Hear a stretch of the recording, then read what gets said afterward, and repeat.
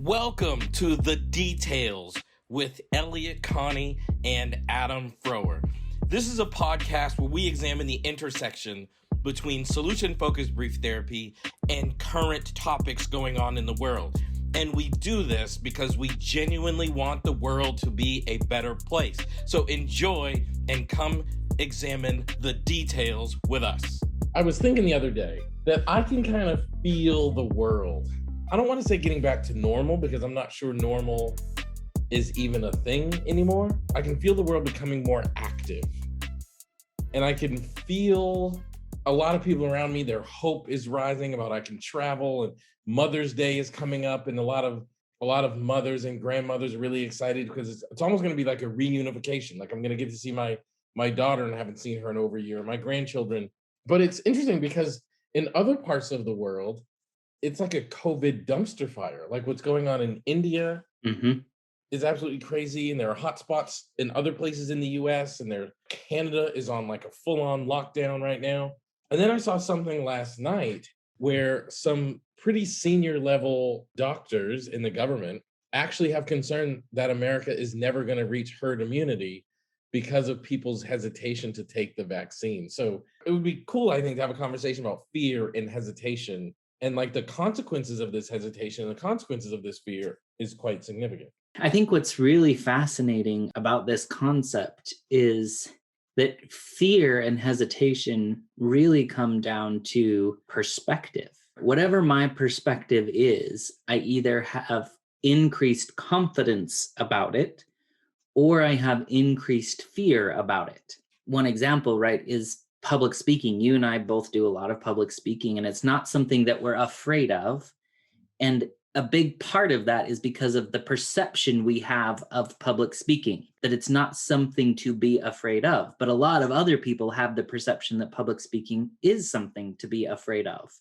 And so I think really so much of this comes down to perception. And that actually reminded me, I was talking to somebody who's close to me actually, and who has kind of a different perspective about COVID than I have. And one of the things that this person mentioned to me is that their kid said, "Can we have so-and-so come over and play with us?" And this person said, "No, we can't. They're not allowed to come over." And the child said, "Why? Why can't they come over?" And this person said, "Because of COVID." And the child said, "Oh, are they one of those people who are afraid?" And this person went on to say that that's how they have identified people who don't go out and who don't engage in the world at this point. They are people who are afraid. And I said, it's interesting that you call these people who are afraid, because my family hasn't been doing a lot of those things. We haven't been going out. We haven't been doing things. And it isn't because we're afraid. But many of you know that my wife had breast cancer. And so for a long time, she was in a high risk category. So it wasn't that we were afraid, but rather it was to be safe. And so our perception was that we were doing this for safety, whereas this other person had the perception that we were doing this because of fear.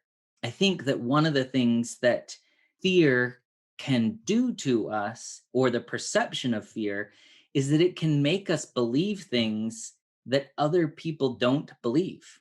And I think one of the challenges or tasks that we have as people is to, in some sense, slow down and to say, why might their perception be a viable perception? So much of fear comes down to perception. Not only that, you said that fear sometimes makes us forget other people's perception, but I think fear sometimes also makes us believe things that are not true.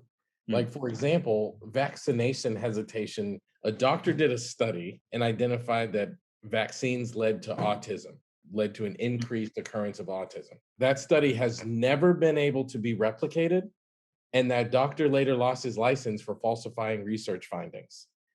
But yet, once that idea got out, people started fearing that they would be injecting something into their children that would cause them harm. No one wants to do that. So even the logical data on the other side is not enough to cause people to not have concern and then act out of a position of care. Like the more of us that get vaccinated and we slow the transition of this virus down, then the more likely we reach herd immunity and we don't have to worry about this anymore. And it brings me to another thing is one of my favorite quotes is quote from Steve Jobs, who said, a lot of companies hire smart people so they can tell them what to do. We hire smart people so they can tell us what to do. And Dr. Anthony Fauci is the world's leading authority on these viruses. And over the past several decades, he's dealt with SARS and swine flu, Ebola virus. Like he's dealt with all of these things. Why not just let him tell us what to do? Because this is what he has spent his career doing. Like I spent my career learning how to do and teach solution-focused therapy. I'm not good at fixing a car. I need to take my car to someone who spent their career learning how to fix a car. This guy has spent his career learning how to stop viruses from spreading. Why are we not listening to him? I think one of the things as you got started talking, I was thinking about this idea of fear, and I was thinking, in some sense, like, what's the antidote to fear? And I think in some sense you highlighted it a bit, where it is knowledge, right? Dr. Fauci has spent his life becoming knowledgeable about viruses and communicable diseases and those kinds of things. And so instead of acting from a place of fear, he acts from a place of education, a place of knowledge. I think one of the things that it really behooves all of us to do, instead of giving into fear and instead of letting fear grow, when we feel that feeling or that emotion of fear, one of the things really that should do is be a signal or a sign to us that we need to go get some more education, that we need to learn more things, that we need knowledge. I think in the last, few years, there's been kind of a cultural fight about what constitutes knowledge and what doesn't constitute knowledge, and is opinion knowledge. One of the things, whether we're talking about mental health and anxiety or whether we're talking about vaccination hesitation, one of the antidotes for fear of all kinds is knowledge. I would also add training, right? So as an athlete, I used to have a coach who used to say, training leads to confidence. I went to a high school, Franklin High School, and my baseball coach told me that I was going to play against Bellingham High School, and they had a pitcher. I don't remember his name, but he threw a really good curveball. And I was really nervous about this curveball, and my coach could see that I was fearful. So my coach says, training leads to confidence. So in the days leading up to this game, we had this big batting cage, and the coach would bring me in the batting cage and he would throw me loads of curveballs so that I knew I could hit them. Like I was no longer afraid that I would swing at a curveball and it would curve away from my bat. I now realized I know how to hit this, and I went into that game with confidence. Now you fast forward to currently my life as a psychotherapist, and people all the time remark about my ability to do psychotherapy, but that comes directly from training, and training to the point where I have confidence and I can respond in session from a position of confidence. Even when it's a hard thing to do, I'm able to do what is right in the therapy session so that I have confidence and I can have an outcome that is in line with what I'm hoping to achieve. And how many times, Adam, do you see a therapist get fearful and then panic? Like we were just teaching a course today where if a client says something like, I want you to tell me what to do, oftentimes the therapist will become panicked, like, oh gosh, they're not liking that I'm asking questions. And this is the type of client that doesn't want to respond to questions. And it makes their confidence drop. And then they stop doing what they have been trained to do. So I think you're right. That's a sign that you need more education. That's a sign that you need more training. Or as my coach would say, that's a sign that you need more confidence. So you need to do an activity that leads towards more confidence.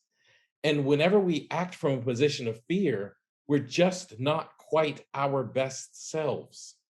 And I think most people, if I said, Adam, would you do something that would help your neighbor be safer and healthier? You're likely to say yes.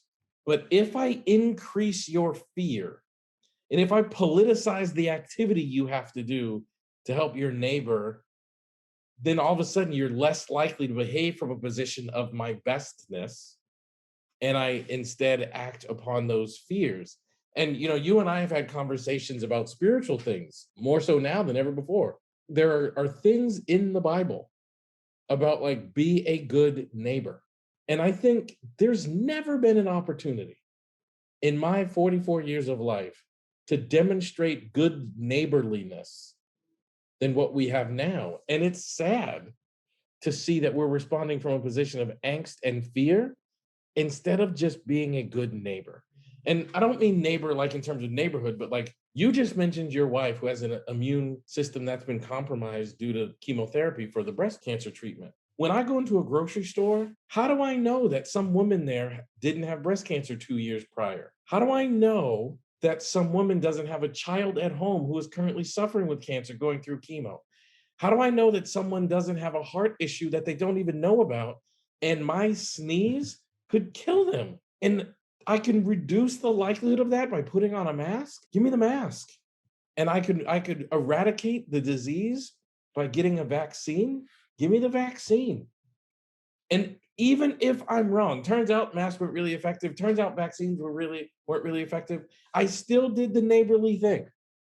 I still behaved from a position of care instead of fear and angst. And it's surprisingly disappointing how much of us are not doing that. You just made a really important point, and I think it connects to some other things. And I think you linked fear to politics. And oftentimes, fear linked with politics leads to hatred. We are told, from that political perspective, right? And politics so often is connected to how do we gain power? And I think when fear is connected to politics, we're told you should dislike someone, you should hate someone, you should think that someone else is less than you. All of those things in that arena are synonyms of fear. So hatred, loathing, contempt, those things in that arena are connected to and synonyms of fear. And again, we think about kind of the antidote of that. And again, you phrased it as you do the neighborly thing. But really, a synonym of the neighborly thing is love. Even people I don't know, if I can look at someone and I can love them, if I can look at someone and I can have compassion for them, even if I don't know their situation, if I imagine that they're a person who needs compassion, then I act compassionately toward them. I had a spiritual leader one time, and he said he got some really good advice and that he has tried to follow. And he said that somebody told him, when you encounter someone, you should imagine or even assume that they are dealing with something very, very difficult. And at least 50% of the time, you'll be right. Mm. And he said, what I have learned is that the percent of times that I'm right is probably actually much higher than 50% of the time. And I think that that's such sound counsel for us. If we go to the grocery store, we imagine at least 50% of the people in the grocery store are dealing with something very, very difficult. And so the way that we engage with them should be from a place of compassion, should be from a place of love, should be from a place that's the opposite of fear. And at least 50% of the time we'll be right.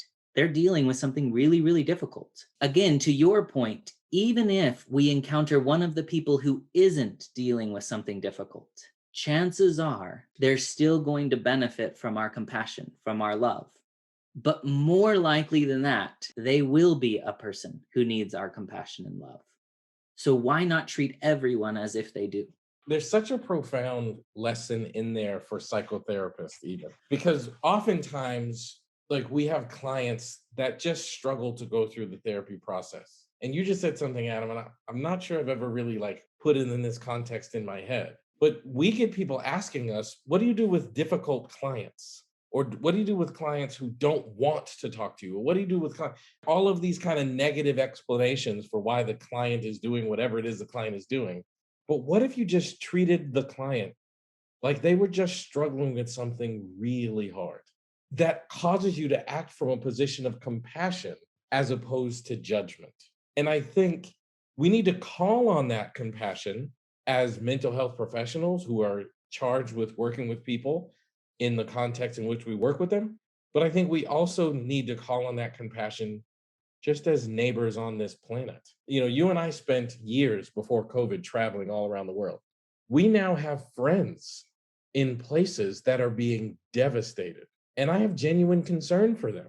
Yeah. And I want everybody to get vaccinated so that friend can achieve safety more quickly. Like, we have friends in India, we have friends in South America, we have friends in Canada, we have friends in Europe, we have friends in South Africa. If I can take a vaccine all the way here in North America, and it takes one like microscopic step towards safety, if all of us took one microscopic step towards safety, we would be at safety more quickly. But it's going to require we behave from a position of compassion in order to do that. I think I call on the field of helping professionals to behave compassionately in the clinical room because our clients need our compassion, not our judgment. But I also call on us to be good neighbors and help my friends. They're really struggling in areas that are really being devastated by this, and they need you to take your microscopic step. Yeah, I think that's really, really powerful. And I think one of the things that we have addressed in this podcast before, which I think is really, really pertinent now, and it's the idea of privilege. I have reached out to our friend in India, one of our friends in India, just to make sure that he's doing okay.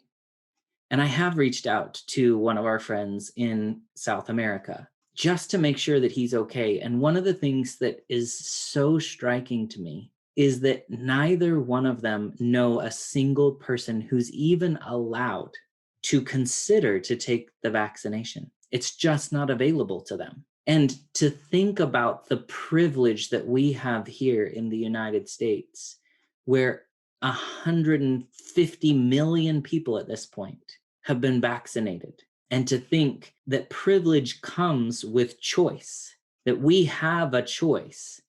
But I think that one of the things, and I think I really appreciate you calling all of us to do our microscopic step, because I think one of the things that happens as well is with privilege comes responsibility. And we have the privilege here to have access to so much.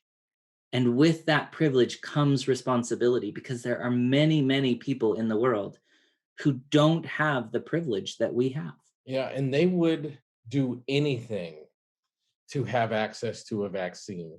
And I have also reached out to our friend in India. I've also reached out to our friend in South America. Both of them know people who have died. Yeah. From COVID. You know, I was watching the news today, and there was a doctor saying like America may not achieve herd immunity. And the doctor was asked, in the next week, America is going to make vaccine shots available to kids between the age of 10 and 16. That's supposed to happen within the next week. And this doctor was asked about it. And she said, on one hand, I'm very, very happy because the more people we get vaccinated, the closer we get to herd immunity, which, those of you who don't know, that's when the spread of the virus slows down to the point where it kind of dies out because not enough people are contracting it quickly enough, and then it just kind of disperses. So she's saying, on one hand, I'm very happy because the more people get the shot, the closer we get to herd immunity. But on the other hand, I feel an ethical dilemma because there are parts of the world that are like their most at-risk groups still don't have access to a vaccine. And we are in America preparing to give our vaccine to our least at-risk group. And she is saying there's a responsibility we have to that. So Americans should take this vaccine, or America should just send the vaccine to places where other people need it. And this doctor was expressing frustration over, it seems like neither is happening because so many Americans are kind of anti-vaccination, but they also wouldn't be okay with the vaccine being sent to these nations. And I think that's a really good point, and I just can't stress it enough. Wearing a mask and getting a vaccine shot is our microscopic responsibility, or else people could perish. And people that you don't know need you to do this because when I go to the grocery store, I might be carrying COVID right now. I don't know. And I might grab the buggy thing and get my groceries, and someone might come behind me who had breast cancer a year ago, who has a heart ailment they don't know about, who has gum disease. I recently found out that gum disease is one of the highest risk factors of contracting and dying from COVID. You just don't know. So do your part and take care of your neighbor. Or do your part and take care of our neighbors, because we love those people who don't have the opportunities that we have, and we want them to be taken care of too. Absolutely. The friend we keep talking about in India, his name is Jasim. I love Jasim is one of the kindest, most genuine hearted person I've ever met. And because of where he is geographically located on this planet, the past couple of years have been difficult. He's had floods. And I mean, even before the pandemic, like the past couple of years have been difficult. I would hate for him to experience another loss to compile that difficulty. We owe it to them to try to make this world safer. And if I can do something all the way here in North America that will have a ripple effect in South America or in India, then that's my duty, and I will do it proudly.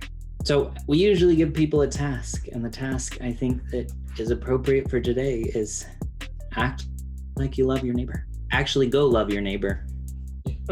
Be a good neighbor, behave from a position of care, and take your microscopic step. Wear your mask and get vaccinated.